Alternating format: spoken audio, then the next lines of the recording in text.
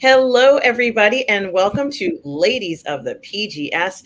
I am your host, and of course, we have with us tonight Lorena Creole. How are you today? I am doing great. I'm doing wonderful and so glad to be on the Burnettwork here with you and with our amazing, amazing audience.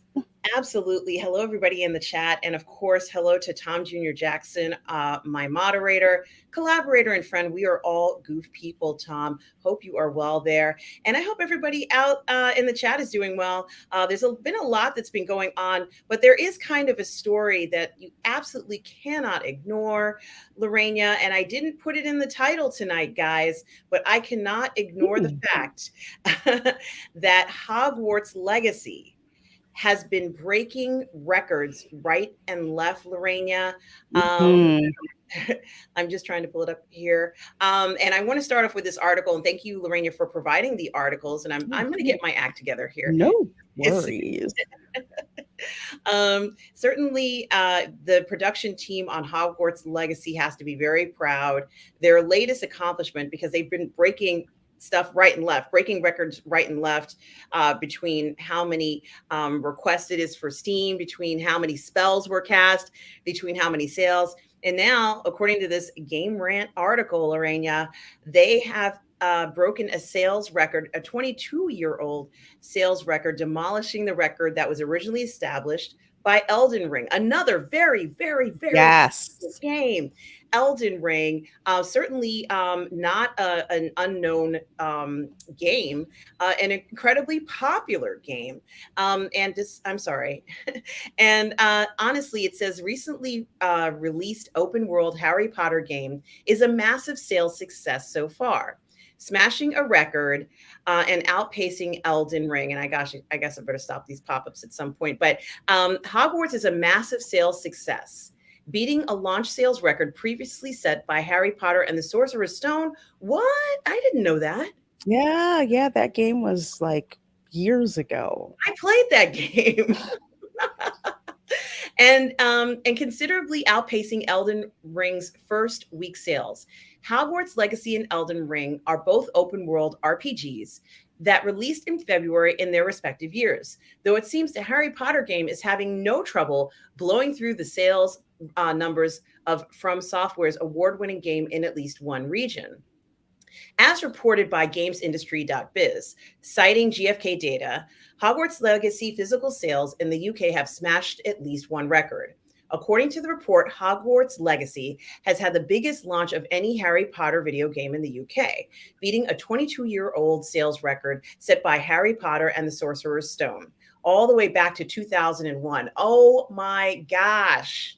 Oh my gosh, really? Not only has Hogwarts Legacy beaten the record for biggest Harry Potter game debut, it's demolished the first week sales of Elden Ring in the UK. Lorena, this is not a surprise at all from what we've been seeing, from what you and I have been experiencing just by playing this game, from what Yes. it's just so many things that we've been seeing, this unbelievable experience of Hogwarts Legacy. And as you and I have both been saying, it hasn't even been opened across all platforms yet. I haven't seen anything like this in years, Lorena, and it feels so good to see a game be successful. It feels so good to see, an IP do so well. This really is quite an accomplishment for this particular IP. And, this is just the beginning from what I'm understanding, Lorena. And, it's not a surprise that a game like this, where so many people have enjoyed this game and how many Mhm. people are just, they can't stop playing this game. Like I've heard people say that they need to go to bed, but they're like, yeah, maybe I'll play a few more hours of Hogwarts Legacy. And I think I'm one of those people, honestly, Lorena, I'm one of those individuals who has done that. Likewise. And I'm not ashamed to say it because mainly because just of how much enjoyment I've had playing it. But I also want to show this other article that you gave me, Lorena, about how much money the game has made. And even I had to kind of sit, like open my eyes and just kind of do a double take, because essentially this game, and I'm sorry about the jewelry, guys, I really am, says that the sales have brought in $850 million in 2 weeks. Lorena, almost $1 billion in 2 weeks. Yes. I mean, I almost want to go $1 billion, like the guy from Have to hold your pinky out and have your hairless cat while you do it. what do we know that has even made that much money in 2 weeks? What has I done that before? Has anything? Maybe Avatar Part 2, but maybe not even. This is just in sales. This isn't even thinking about what's going to happen for the rest of the year. How much money is this game going to make once it goes across all platforms? Once people start to realize how fantastic it is it going to become like the most played game of the year? Like, what are some of your predictions after having such a smash success? This is like beyond your greatest expectations, right? Absolutely. Absolutely. This game, first of all, it just feels good to play. When I say just feels good to play, you feel like you are immersed in the world of Harry Potter. There's different levels that you can do. I'm on story mode right now because frankly, I just want to enjoy myself and look around before I, really, really jump into it. Everything from the scenery, which is crazily well rendered, to the interiors. And I keep tripping about the interiors because they're the same interiors that I've seen um like in places in Philadelphia area that are like over 300 years old. I'm looking around, I'm like, oh my god, am I at UPenn right now, or am I at Cheltenham Castle right now, or am I in Penn Manor right now? The same style that they have. And the map is huge, the interactions are just amazing. It's just it just feels good to play. You can either do, the quests, or do like me, just, go around and do stuff and fly around or whatever. It's very easy to pick up because number one, it's a huge, huge, huge IP. Number one, how many billions of dollars in the movies and the other games that they have, which were, kind of contained. Like we had the Harry Potter and the Sorcerer's Stone movie. You had, of course, Lego Harry Potter, which I enjoyed playing with my nieces and nephews. They liked it, but you didn't quite feel immersed into the actual world, so to Right. speak. And that's what this game does. Very easy, get you into it. You could probably spend 10 hours just in the character creator itself because of just all of the things, that they've thought about. And again, it's a multi-platform game. Do not underestimate that. Multi-platform. There's people who were just like, if I could have gotten this yesterday for the PS4, I would have picked it up. So I think it's just for the PC, PS5, and I believe the Xbox X series, I believe. Mm-hmm. And then in April, the PS4 and the other version of the Xbox. And then in July, you get it for the Switch. And it's going to make a ton of money. It's going to make a ton of money. It's going to hang around for a while. And I'm going to predict now the second life of this, the second spike of this that you're going to see is during the holidays. Yes. Yes, I think that is such a great prediction. And Lorena, I had was speaking to you about that, and I said, could you imagine this came out during Christmas? And Originally, it was. right. Originally, it was. Exactly. And something, Lorena, it's very interesting about this. And I am just going to go ahead and read this, which a lot of this is already something that you said and that I've said.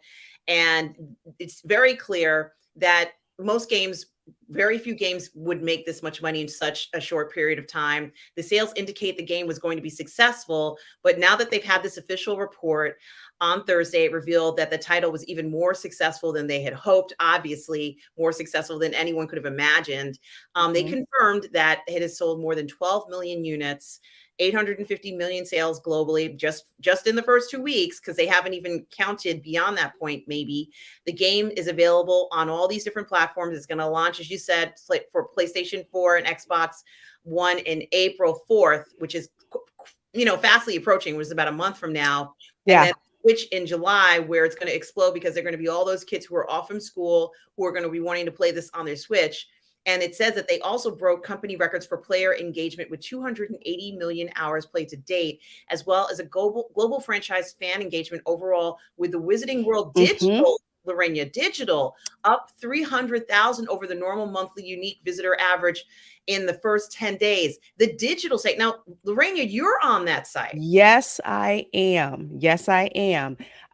That's literally, I want to say the Wizarding World Digital is the thing that's been keeping the whole Harry Potter lore going. People would go there, get sorted into your houses, information, just deep diving into that lore.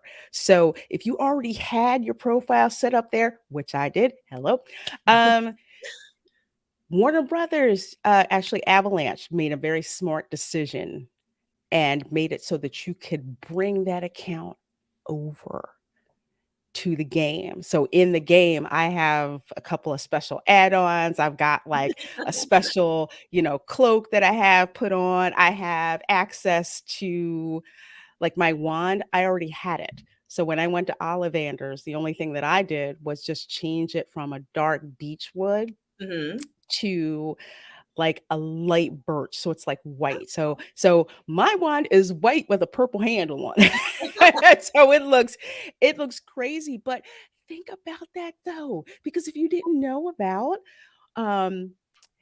Wizarding World Digital and you wanted to jump into more of the lore of Harry Potter, you're going there.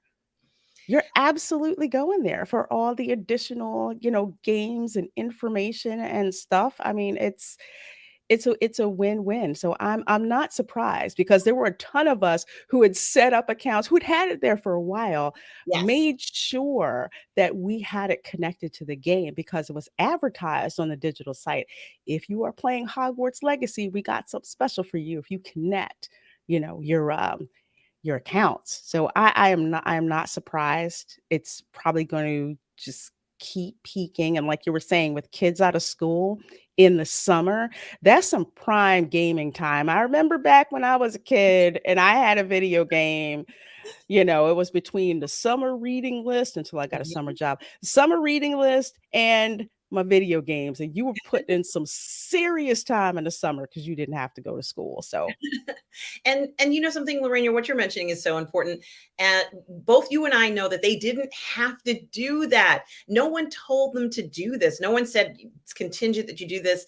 They wanted you to have a more enjoyable experience. And these are the things that players look for, to have those enjoyable experiences. Here they talk and they say, we're thrilled and proud to see the player response to Hogwarts Legacy from gamers, from fans who are new to gaming, and reviewers around the world. Just like Harry Potter introduced a bunch of kids to learning, to how to read, become interested in reading. Now it's interesting. It's going to go ahead and interest a whole new generation of gamers for a game where pretty much anybody on earth can play this game. This is not a game that you have to be an expert gamer to play. And I don't think it was designed like that. It was designed for you to have an immersive experience. You are a student. Lorena, we go to Hogwarts. We go to Hogwarts. We have the same house. Yes. You get to, stroll around and, in the common room. And if you're like me, you're trying to figure out where are the entry points for the other common rooms. That looks familiar. That looks familiar. It's just the coolest thing, like taking classes, running into classmates and figuring out if you really want to do some quests that they have. And then I know for me, depending on if I like you or if you're Slytherin, if you're Slytherin, I'm not going to charge you. But if you aren't and I don't like you, you're going to pay me. But something, I think it also teaches a lot about relating to people, expectations. They're asking for a lot of favors, and it's reasonable to ask for payment for certain things. It's not so unusual to see something like that. It's not unusual in real life for something like that to happen. It's very interesting learning about if you help someone out and getting paid for your time or whatever it is, it's not such a bad concept. Here it says, David Haddad, who is president of Warner Brothers Games. I've never heard of this gentleman, but God bless him. Our development team at Avalanche delivered an amazing, high quality Wizarding World experience that truly fulfills the fan fantasy of life at Hogwarts. And our publishing teams have executed a globally impactful launch campaign. Now, the other element that is a huge success about this game, Lorena, you and I both know this because we are in this group as well. Outside of sales, Hogwarts Legacy was a massive hit in the world of streaming. And of course, we're talking about Twitch, we're talking about YouTube, and whatever, Steam, whatever other platforms people are streaming on. Lorraine and I are doing this. According to Warner Brothers Games, the game garnered 1.28 million peak concurrent viewers on the streaming platform Twitch on its launch, which is incredible for Twitch. It broke records in Steam. It says this makes it the biggest single player game ever to be watched on Twitch and one of the highest watched games concurrently ever. Yeah, and it didn't hurt that if you were watching gaming streams, you had to watch it on a certain day.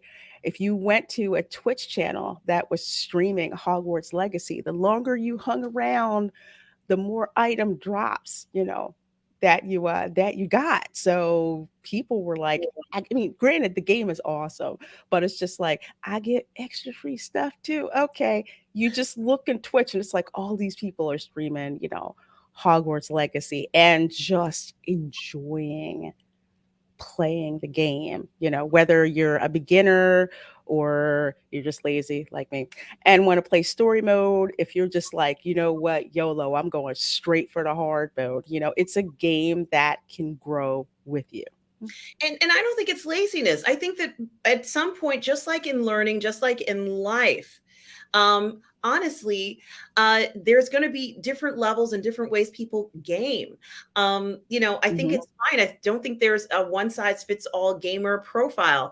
You have different ages of gamers, you have different abilities.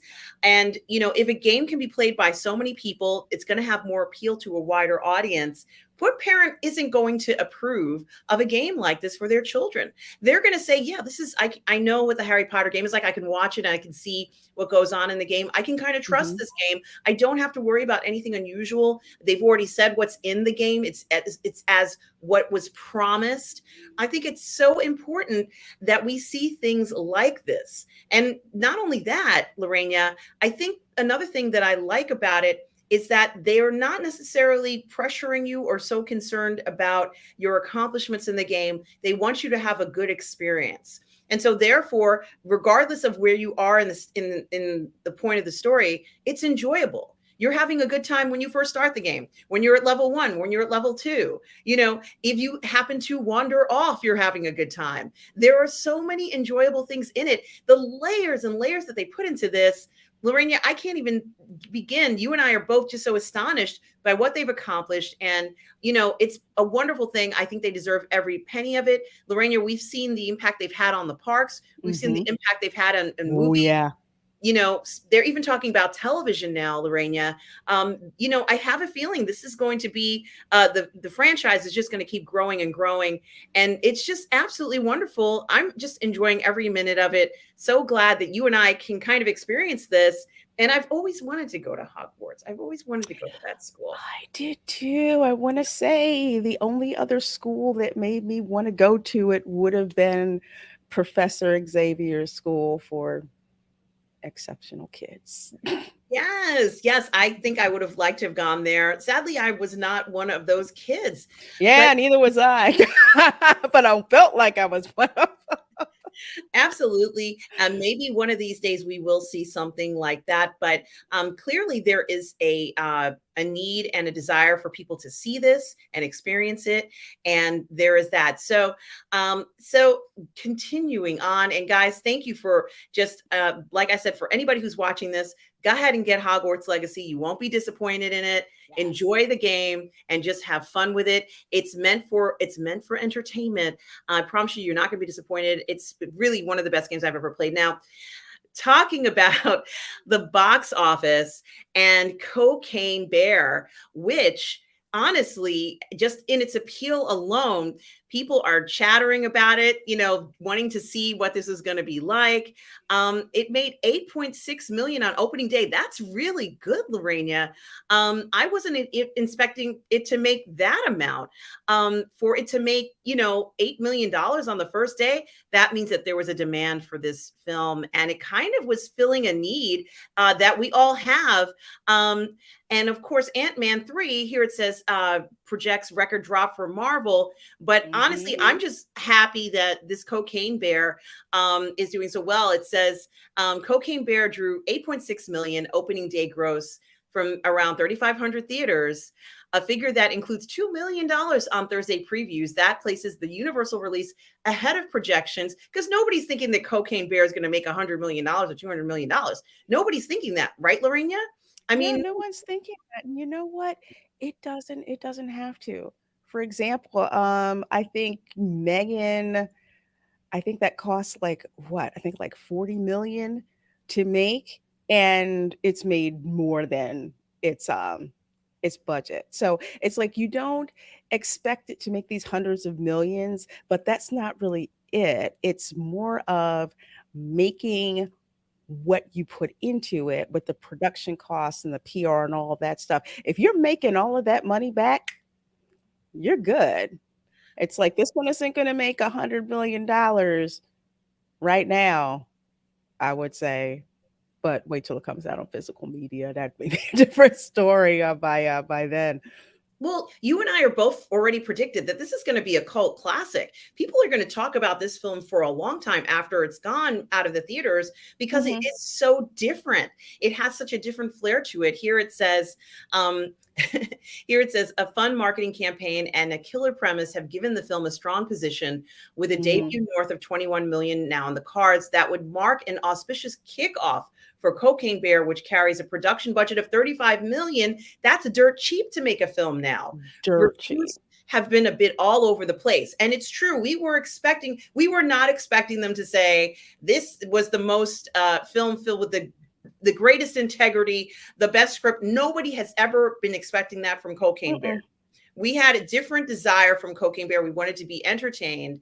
And it says it carries a 51% approval rate from critics on review aggregate sites. But the audience, it says the film landed a B- grade through Research Cinema Score, right? A fairly standard for genre release with a horror slant. But at the end of the day, Cocaine Bear is titled Cocaine Bear. The straightforward premise is proving to be a winner, and audiences have to see the film to believe it. Now, how often have we even heard anybody describe a film that way? You have to see it to believe it. And people want to see this film. They're showing up to the theaters, Lorena. They're showing up to the theaters to see Cocaine Bear. They absolutely are. My friends who have seen it, I believe the term was, it's stupid fun. It's absolutely stupid fun. Not all movies have to be Citizen Kane to be, entertaining, but folks are just like a bear on cocaine. It's like a traffic accident. I just have to see, what this is, and I think that just seems to be the draw. So, like I said, friends of mine who've seen it, just like, we only went into it just to have a stupid, fun, good time, and that's exactly what we wound up having. For some people, they were just kind of like, no, this is just like flipping boring, and I was bored. And your opinion is your opinion. There's nothing wrong with that. But it's a fun movie that people are enjoying. And I would say it like this. You got people who didn't like Sharknado, but that was a freaking 6-movie franchise. A 6-movie franchise with one of the dumbest premises ever. But it was just stupid fun to watch, which is why I like it. Up to the third one. After that, it got too commercial. But 1 through 3 was absolutely fun. Well, I also think that this does show that sometimes the viewing public wants something different. I think they find these types of films, they make a film like this, it becomes a cult classic, and then people are trying to capture what it was about this film that made it so popular with audiences that even for the people who didn't go see it, people are talking about it. people want to know more about why on earth did they make this film called Cocaine Bear, and that fascination does often drive sales. Lorena, so maybe someone didn't go to see it in the theater. Like what you said, people might order it, they might watch it on TV. Next thing you know, they're like, yeah, it wasn't so bad, maybe I should watch it again. I somehow think that the audience who is going to see Cocaine Bear knows that it's not going to be anything other than what it's advertised, and yet it can still bring people in, still stir up interest, bring people to the box office. You know, $35 million is still $35 million. And that's just the first weekend. Just the first weekend. And also remember, Cocaine Bear is not in the same amount of theaters that Ant-Man, the new Ant-Man movie is. It's in significantly less numbers of theaters and still making that kind of money. Absolutely. And of course, Ant-Man and the Wasp is still in theaters. I guess this is the second week, maybe second or third weekend or something. Second week, yeah. And you know, and they were saying, although I guess it's still making bank, but you know, maybe not as much. It's dropped a little bit. It says making 8.3, which is surprising. Honestly, I thought more families would go to see this film because of the nature of it, because it is so family orientated. Lorena, certainly I recommend any family going to see it. So, you know, I think it's fun for families and I think they would enjoy it. You know, Cocaine Bear may not be appropriate for every family to see. No, but I would say for Ant-Man, this is probably what I think it is. It's like I agree with you. It's a great family film. But quality-wise, I felt that it was more suited to Disney Plus, and this is something that I talked about on the Dark Council. So if you have a family, it's expensive to go to the theater. So if I have a family and I'm looking at the film slate, there's Ant-Man, and in a couple of weeks, there's a Super Mario Brothers movie. I'm going to spend my theater dollars probably on that one and wait till Ant-Man and the Wasp comes out on streaming. Now, there's some families who are like, hey, we got to go. We got to see it. I love Ant-Man, whatever. And they saw it that first week. But then word of mouth gets out as it, you know, as it does. People start hearing from reviews. People start hearing YouTubers like you and I who talk about it. And some are kind of like, you know, I'll wait. Or I'll go see it on $5 night. That's another way they'll probably go and see it. So I agree. It's a very nice family film, but I just don't think that it's theater worthy. And I think a lot of families are going to make the decision to probably watch it on Disney Plus, especially with the Super Mario Brothers movie. Oh my gosh. Coming out soon. If I'm budgeting for the family, I'm more than likely putting my money on that, because I can tell you right now, in all the stores, the Ant-Man and Wasp merch isn't moving. But that Nintendo Mario merch from the movie is moving. Yes, it is. And you know, that hasn't even, I know it's opened in a number of different places. Lorena, there's a lot of competition right now for things like that. And I think parents are noticing. And you're right, they are going to go ahead and say, yeah, I really think I should take my kids to see that instead. And I think the studios are going to start to realize that. I think they're going to say, oh my gosh, you know, I didn't realize that there were these other options out there. And, you know, honestly, a lot of times, you know, Marvel's a name that they would recognize, and they'll go to that Marvel name. And that's why they're even there, because they're thinking they're getting the same quality of Marvel that they were getting before. And it's not necessarily the case. No, so there is that. But there is something to say about Ant-Man. As far as I'm concerned, I think it's okay for families to see. Cocaine Bear, maybe not. Maybe you don't. Yeah, you don't want to bring your young kids to Cocaine Bear.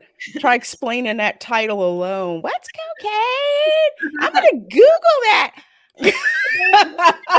Movies like that, I think these options for people to see. And I think, you know, the way that it's shown, honestly, the beautiful the poster that they had for it, I thought it looked great. I think it's very important that we do see things like that. So um, now here's another article, and of course, it has to do with some very interesting ideas of kind of bringing back Hmm. the Lord of the Rings. And if we Mm, kind of, I'm not even quite sure whether this is fair to say that it came back, because what we got was that an wasn't Lord of the Rings. a lot of people didn't feel that it necessarily had that same feeling. Mm-mm. And of course, I think that they'll think that it's material we can take from it. We can go ahead and make it into something. But I'm just going to bring up this article here, and I'm not quite sure whether it's true. No one wants new Lord of the Rings movies, but I think it is interesting about how this would be approached, because some of what we've seen hasn't necessarily been the greatest. And I'm not saying the production of it.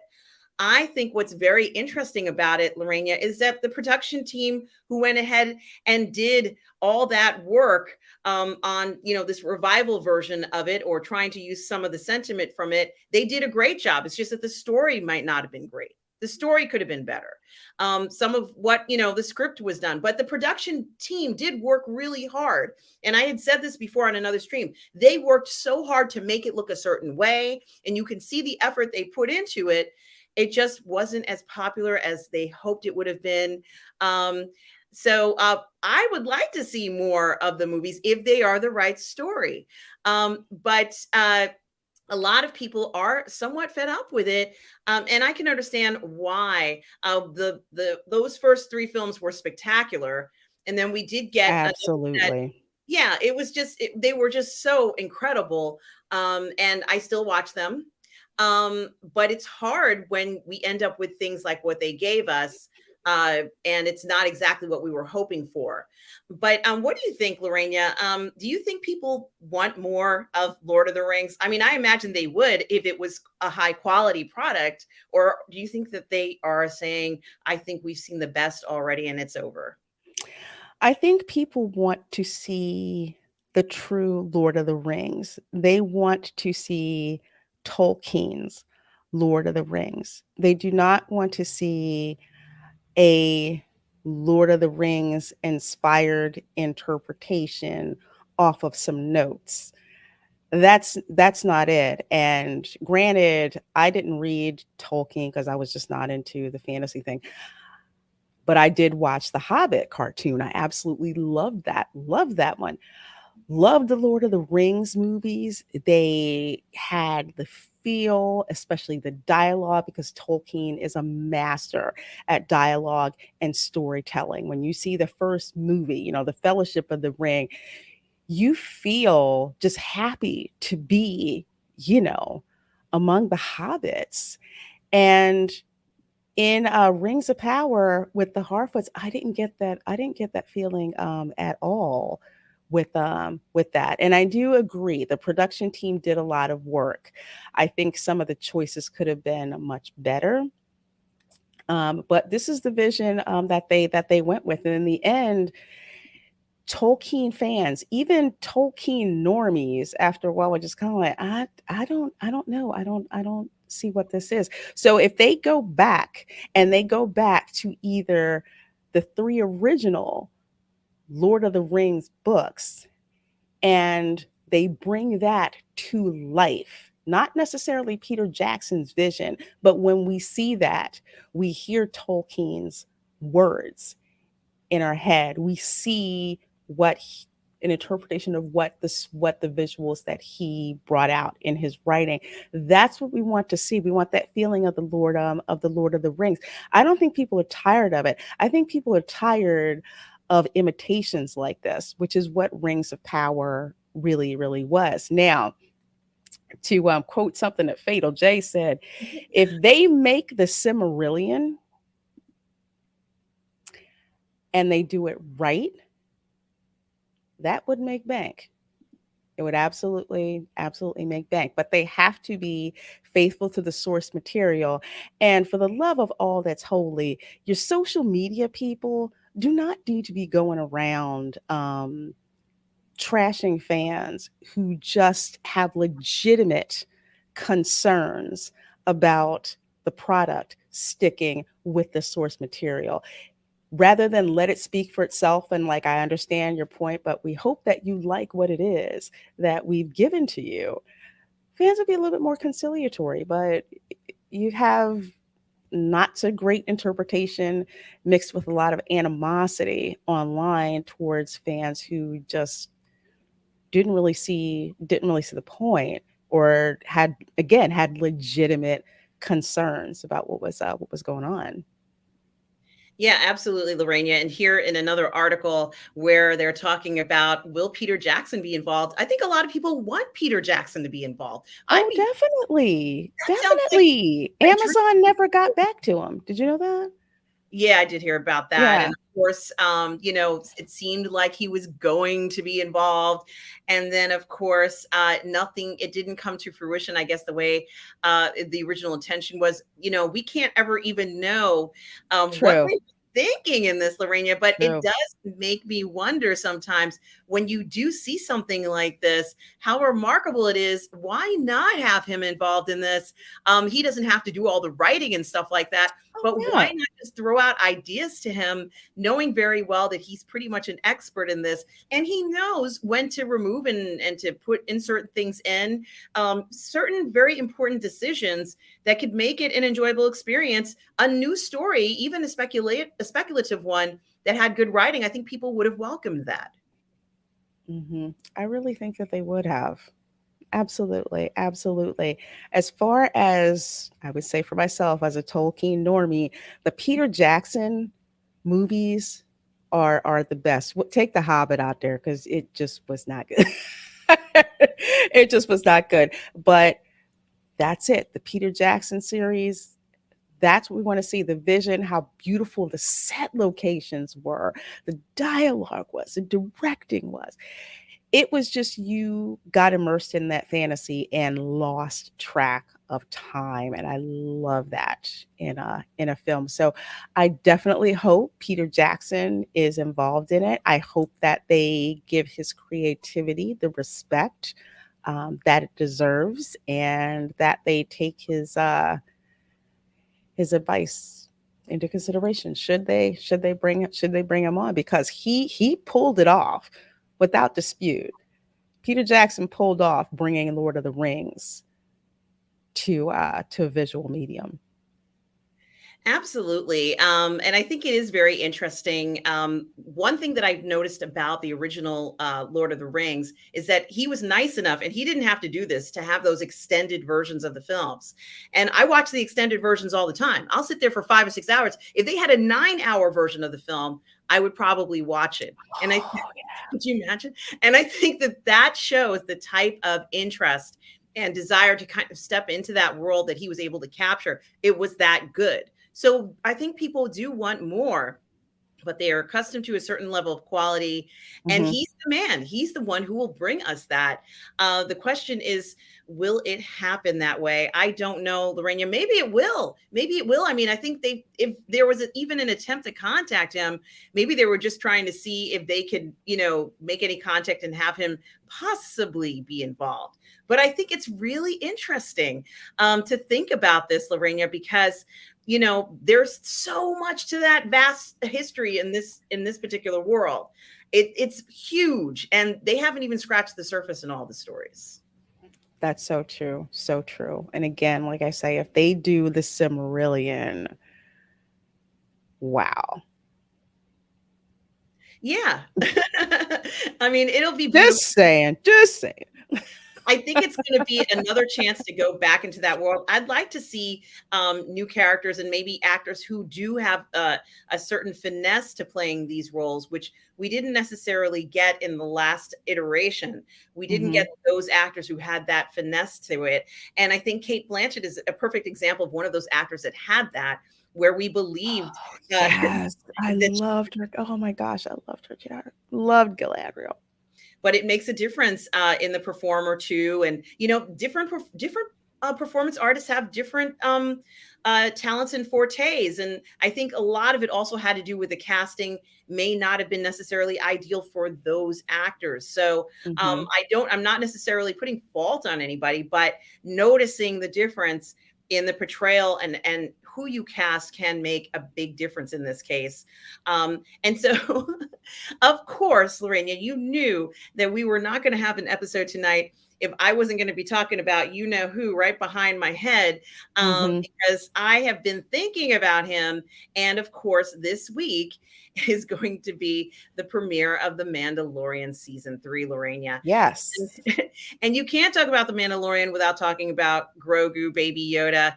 Of course, it comes this week. And, you know, Grogu is going to be front and center as usual. Are you looking forward to The Mandalorian season 3? Will you watch it? And what are you expecting to see this season? Well, I am going to watch The Mandalorian season 3 because I watched one. I've watched two. Um, Season 2, I almost dropped out of watching because the beginning was, let's face it, it was just abysmal in the beginning and just dragged. And then finally, by midway, things seemed to pick up pace. So I am looking forward to seeing what happens now that Grogu is back with his daddy, and what adventures are they going to go on since they are a quote unquote clan of two. So I am looking forward to the Mandalorian. I was not interested in Andor at all. Book of Boba Fett, trying to forget that ever happened. But I'm looking forward to season 3. I really am. I want to see, most of all, if they've learned their lesson about tight show running and we get a season 3 that is amazing from start to finish, for the most part, because you're going to have a few stinkers in there. It just happens, but some very even season because they haven't had a consistent season since this show has come out. You make such a good point with that. And, you know, we've seen a kind of a lot of ups and downs when it comes to The Mandalorian and when it comes to obviously Disney, Star Wars in general. But, you know, there hasn't necessarily, it's not the greatest show in the world. I love Grogu, I love Baby Yoda, but it's not the greatest show in the world. And what I've noticed is that, of course, you know, I'm not saying anything is wrong with this. They can do whatever they want with this character. But, Mhm. you know, there is such a thing as, you know, milking the character dry. Ignorant. We know what's happening. Yes. We saw how, you know, he was kind of ill used. If you, there's no other way of saying it. I think that the Mandalorian, I think Djarin was fine in the Book of Boba Fett, but I felt that Grogu might have been a little bit ill used. And then they could have saved that for season 3. That could have been in season 3. We didn't necessarily need to see it during the Book of Boba Fett. And I think we all agree on the fact that it really was meant for season 3. No one is denying that. So I'm concerned because if that was actually the start of season 3 for The Mandalorian, it would have been spectacular, Lorena. You know, we would have, you know, The Mandalorian would have ended up going to see the armorer and then he goes to see Grogu. That would have been fun to see in season 3. But now we've already had that happen. He's back and it seemed a little rushed. It seemed a little premature to me. We know that Grogu still needs to be in school. He needs to be in school. Um, and you know, we care about this character. I don't want to see him go bad. I want to see a quality show. And so I was kind of curious as to, you know, the notion everybody, or at least I believe that they used it to him as a ploy to kind of up the ratings for the Book of Boba Fett. And I think everybody Yeah. with that. But to be honest with you, I don't think that really helped the Book of Boba Fett. I think people completely forgot about Boba Fett, and that's all it really did. So I'm kind of curious, what have they left for season 3? Because that was like the preview to season 3. What do they Mhm. have left? About the only thing that I can think about is they've been showing a lot of scenes where Grogu is seeing people enter the Jedi Temple, and people want to know who rescued him. But even after we find out who rescued him, what is the rest of this story going to be?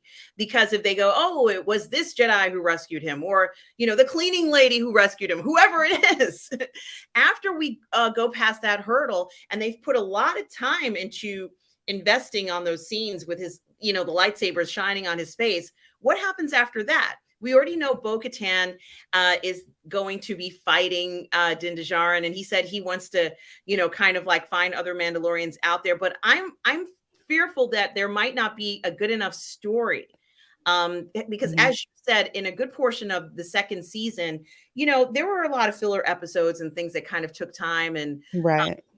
one thing I had mentioned before, Lorena, that I didn't necessarily want to see, and we actually saw it in the video, in the promo, was Grogu moving somebody using the Force and throwing them around like somebody trying to bother him. And I thought to myself, at this point, I feel like everything Grogu does should have a little bit more gravity to it. It's got to have some more meaning to it. And this is what I mean.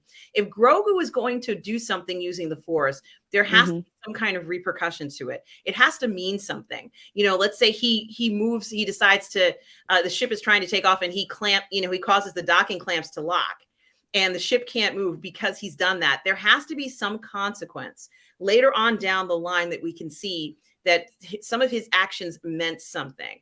And we haven't really necessarily seen that. So, you know, I honestly think that it would be very interesting to see a little bit more of that type of writing for Grogu. Yes, we did see him with Luke, but you know, I want to see a little bit more investment in some of what he's doing, having that meaning. He is special. Let's make him as special as Yoda if we have to, but I don't think we've seen it yet. What do you think, Lorena? Well, I know for me, the show is titled The Mandalorian. So, what I expected was to find out about the Mandalorian and Mandalorian lore. And I really feel that because, again, Grogu's so cute. He's Slytherin. We claiming him. He's very cute. You can't help but realize, but you just can't help but love him. But like him.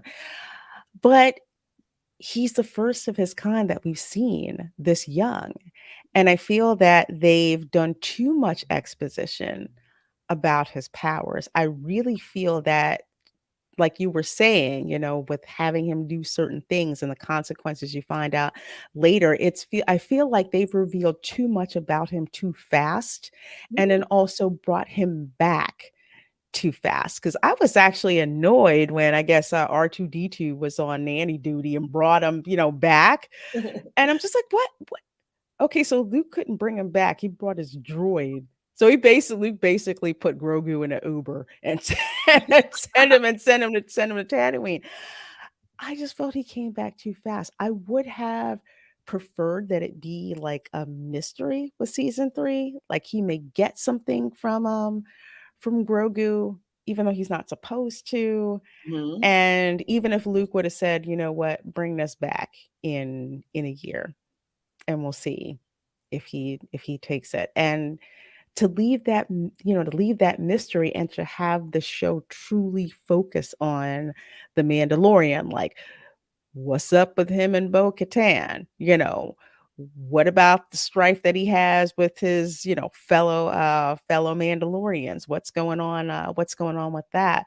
So I think with Baby Yoda, they're starting to use him too much as a crutch, which is a shame because he could have been a perfect mystery, slowly, unraveled. But it's kind of like they're banging us over the head with it.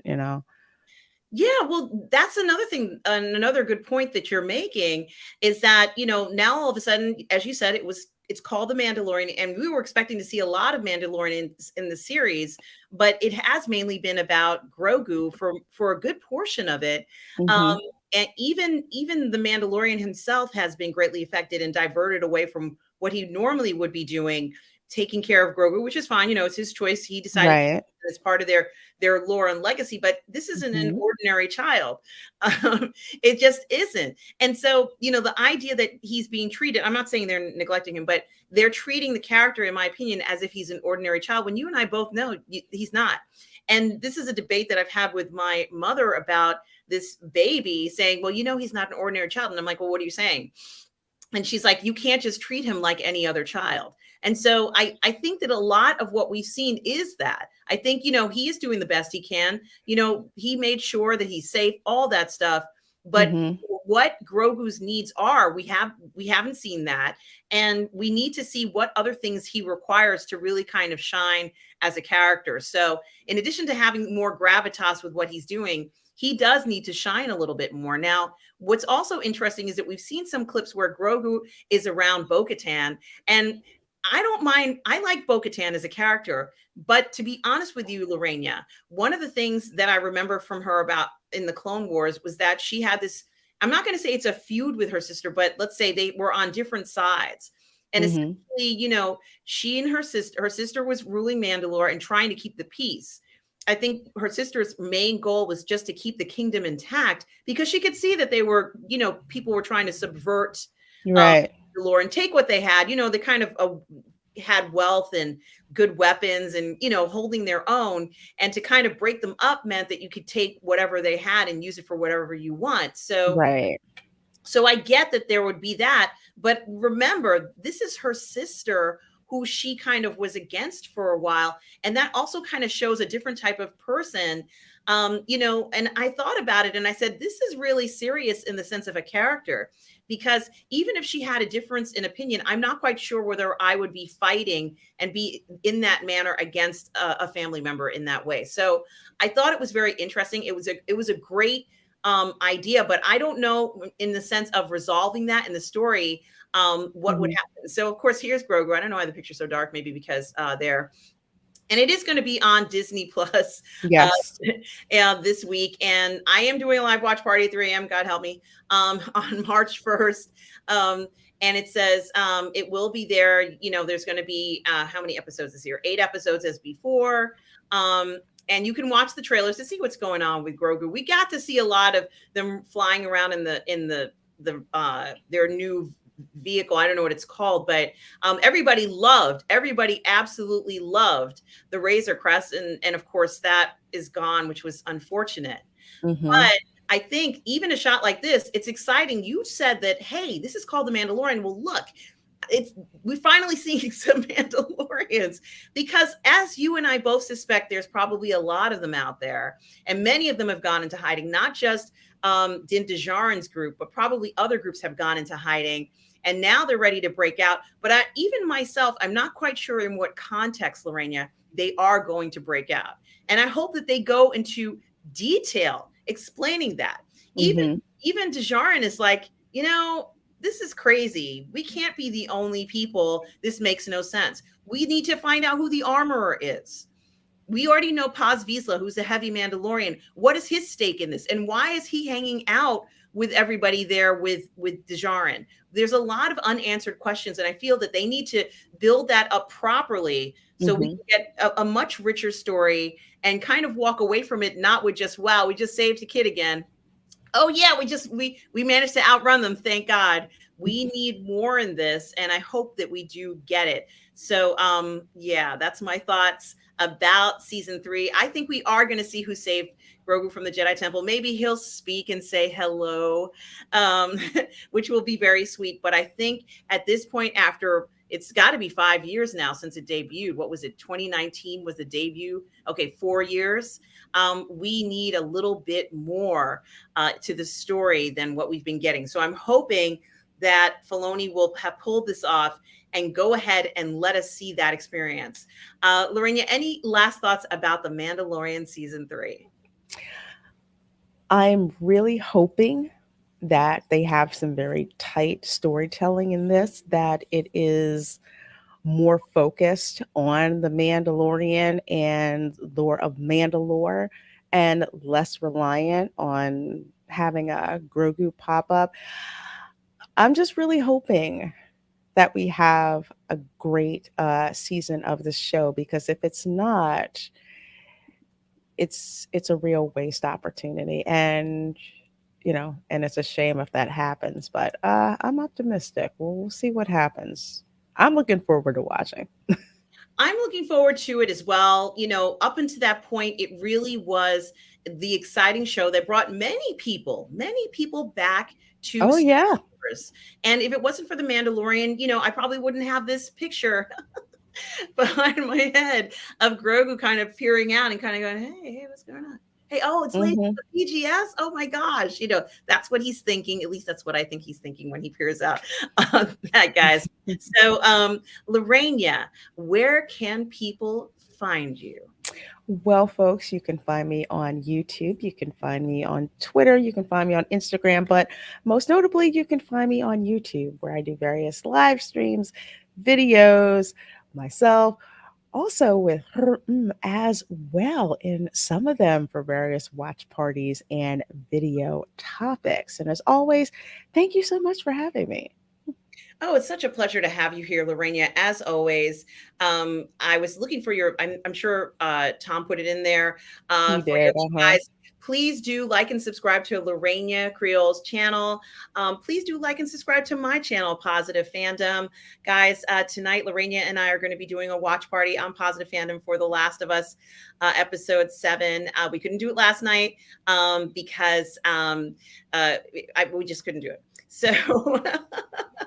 So we're doing it tonight. I want to thank Tom Jr. Jackson. Guys, here is Lorena Creole's link for her channel right here. You. So make sure you guys like and subscribe.